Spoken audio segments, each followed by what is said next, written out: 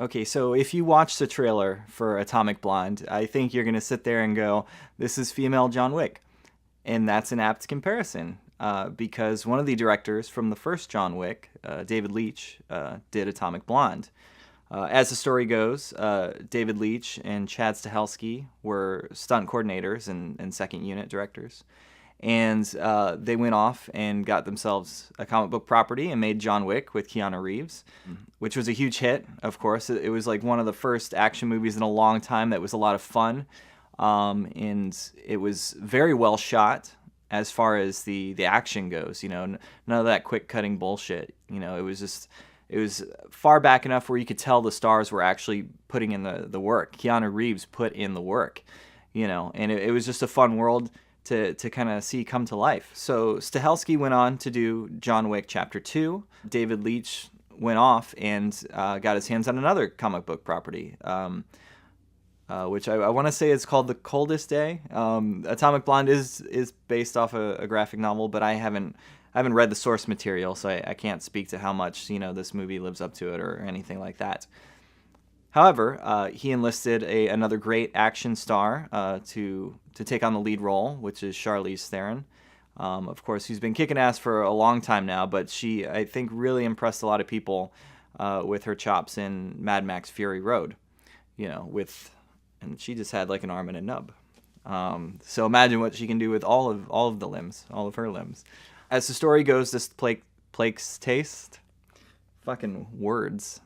How do they work? As the story goes, this takes place back during the Cold War, and Charlize plays an MI6 agent who has to basically find a list, track down this list that's going to uncover all the operatives. It's like MI6, CIA, so on and so forth. I mean, it's basically the plot from the first Mission Impossible movie, which kind of bugged me a little bit. But I mean, this movie is stylistically very different from that, so it doesn't really get in the way. It's a MacGuffin.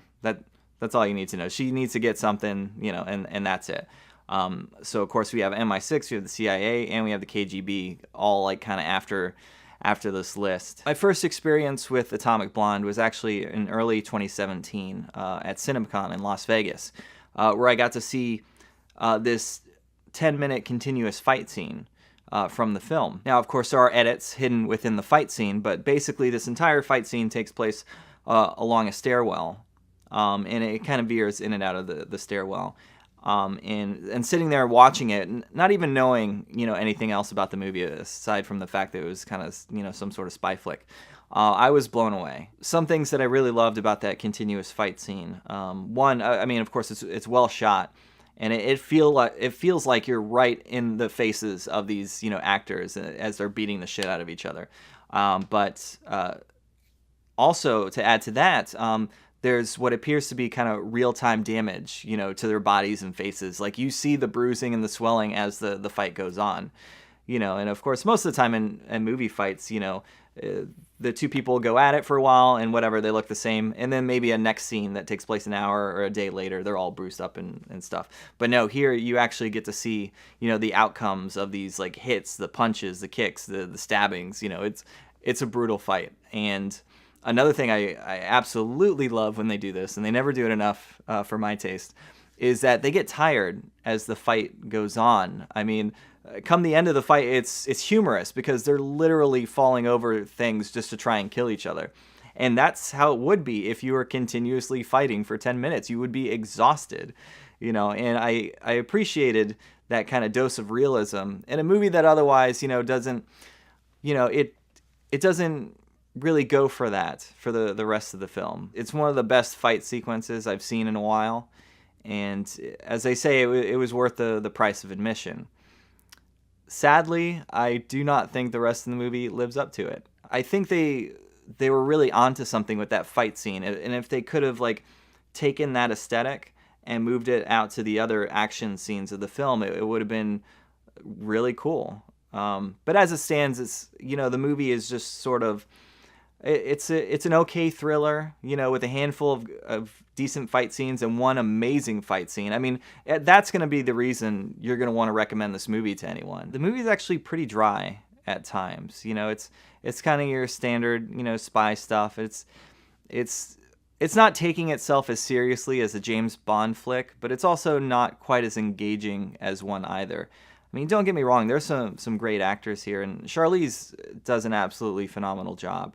And when the action does come into play, you can tell she did put in the work, much like Keanu Reeves did for John Wick. However, that movie's focus was more on gunplay. Over here, its focus is really on punching and kicking. And Charlize can punch and kick the hell out of everyone, and she does. And it's awesome when she does. But the rest of the time, the movie feels like it's trying to be a little too clever for its own good.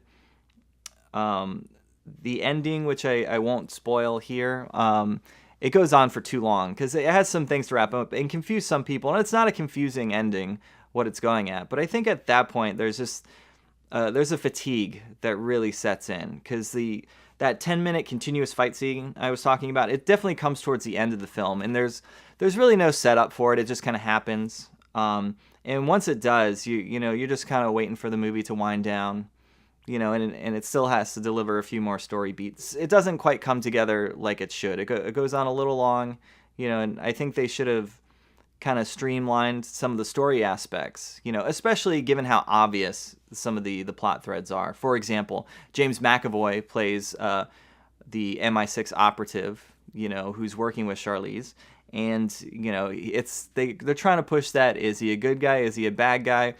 There's really no question whatsoever that, he's up to something. And, I was sitting there watching the movie and I'm like thinking maybe they might do something a little more clever than the obvious. And no, it never does. That's just kind of it. And if James McAvoy is kind of up to no good, then why not give his character something fun to do? Have him really ham it up and not kind of mislead the audience as far as what you think might happen with him. I don't know. It wasn't a very satisfying payoff, what they could have done. The fun they could have had with, especially given that Charlize and McAvoy are two really charismatic actors, and that could have been a lot of fun to see the characters bounce off of each other. But it wasn't to be. There's not a lot of memorable characters, but Sofia Boutella plays a French spy, and her character is all but useless, save for one pretty hot lesbian scene. So for those of you who are going in wanting to see some boobs, you're gonna get it. So good on you, ladies. Unfortunately, if you're looking to see some guy skin, James McAvoy, he bears nothing. There's even a scene where he gets out of bed and there's 3 women there, and he makes sure to hold the blanket right over his crotch and shit. How guys do in real life, because they would really give a shit at that point. But back to Sophia's French operative character. She was pretty pointless because she reveals her identity right off the bat to our main hero. I'm like, what a great spy, right? And not only that, but she's pretty useless the rest of the movie until there's something that really matters. It felt a little typical. I never felt that Sophia's character was actually proficient at her job, nor was there a huge emotional attachment there. I guess I wanted to give it some points because it was kind of going the James Bond route. James Bond always sleeps with some girl in his past. And Charlize's character was kind of the same thing. So I'm like, oh, right on, cool. But where they take it, it's not very interesting. And there was one aspect in particular I thought was a little silly. It's very a comic booky thing. I wouldn't be surprised if it's a component in the comics and they just carried it over to the movie, but it doesn't quite work. When Charlize needs to get some information, she's looking for a contact in the area, and she goes to this watchmaker. And apparently he puts together watches which are then meant to be dismantled and decoded to get a name and I guess location of the contact. What? Just use your words. Talk. Be like, hey, I'm looking for a contact here. The dude could have been like, yeah, his name's Greg. He lives up the street. That's it. I don't know why he has to, encode that information and put it into a watch. I guess that's just the movie's thing, to put all the information in watches. It's very silly. It didn't quite work for me. So really, just watch the trailer, because the trailer is the movie, just condensed down to 2 minutes. So if you dig the trailer and you just want to see that extended out, you're not going to get any less than that. But it's definitely worth a rental down the road. Sometime, or Netflix it whenever it hits a streaming service, if you will. If only for that one fight sequence. Maybe we'll get a John Wick, Atomic Blonde crossover. That'd be a fucking cool flick.